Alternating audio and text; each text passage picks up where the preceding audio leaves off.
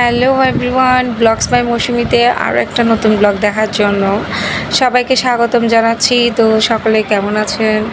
আশা করছি ভালোই আছেন। আজকে হচ্ছে রাধা অষ্টমী, তো আমি আজকে উপবাস আছি, দুপুর 12টা পর্যন্ত থাকবো। এরপরে ভোগ নিবেদন করে তো সবাই মিলে প্রসাদ খাবো। তো আমি এখন ভোগের প্রিপারেশনই নিচ্ছি। আমি এখানে যে মুগ ডাল ভেজে নিচ্ছি, একটু লাল লাল করে ভেজে নিব। আর অপর দিকে আমি অন্ন বসিয়েছি আর ডালগুলো ভেজে ভালো করে ধুয়ে বসিয়ে দিয়েছি।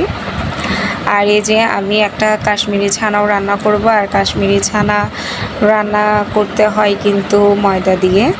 তো এখানে আমার ননদকে দিয়ে আমি ময়দা মাখিয়ে নিচ্ছি।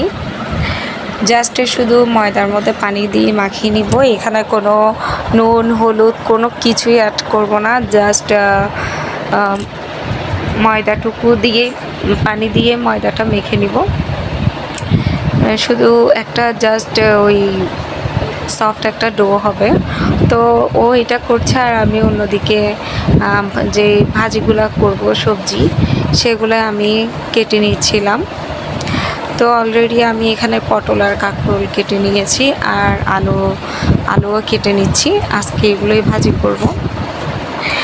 তো কারা কারা রাধা অষ্টমীর উপবাস আছেন সকলেই জানাবেন। আর সবাই কী ধরনের নিয়ম পালন করেন সেটাও জানাবেন। আমি তো সকাল থেকেই উপবাস থাকি 12টা অবধি। এরপর বান্না করে এরপর আমি রাধারানীকে অভিষেক করাই, রাধাকৃষ্ণ দুজনকে অভিষেক করাই। অভিষেকের মধ্যে তেমন কিছু দিই না, জাস্ট দুধ আর গঙ্গা জল দিয়ে আমি অভিষেকটা করিয়ে নিই। এরপর পুজো কাজ যা থাকে সবগুলা সারার পরে দেন আমি ভোগ নিবেদন করি।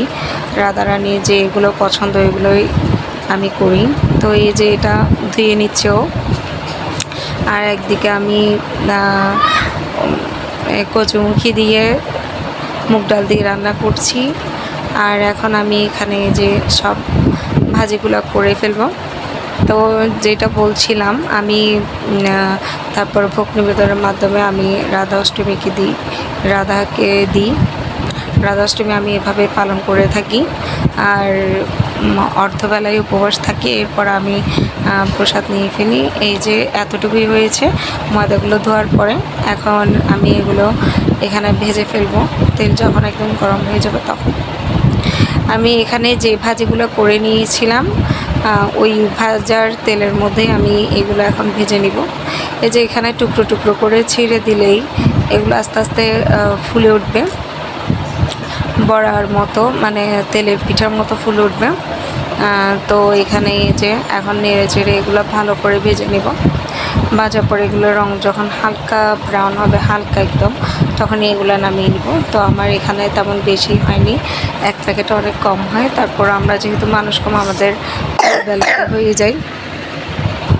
তো মেয়েটারও একটু কাশি হয়েছে, কাশছে যে পাশে ভয়েস ওভার করছি, ও কাশছিল। তো আমি এখানে তেলের মধ্যে পাঁচফোড়ন আর 2-3টা এলাচ দিয়ে এরপর আলুগুলো একটু ভেজে নিয়েছি। এরপর এখানে হলুদ, নুন, তারপর হচ্ছে যে মরিচের গুঁড়ো আর হচ্ছে মশলার গুঁড়ো দিয়ে দিয়েছি। আর একটু গরম মশলার গুঁড়ো দিয়েছি। তো এটা দিয়ে এখন কষিয়ে যে আমি এগুলো দিয়ে দিব। তো এটা আমার এভাবে হয়ে যাবে।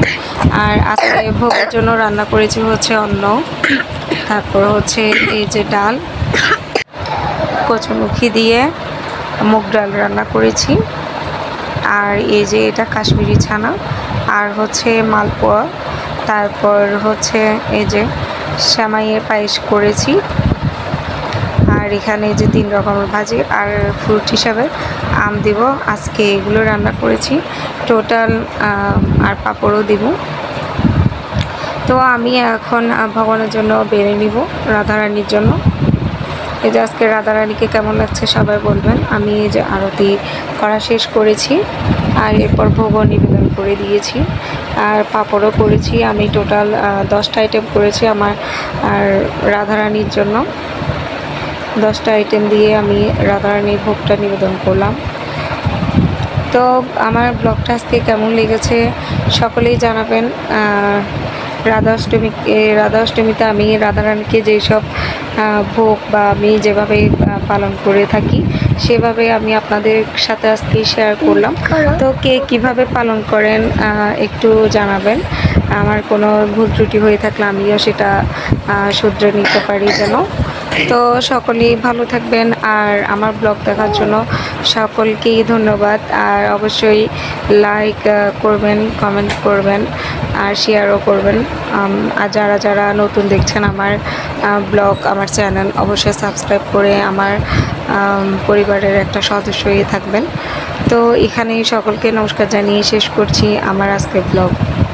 সকলেই ভালো থাকবেন, ধন্যবাদ।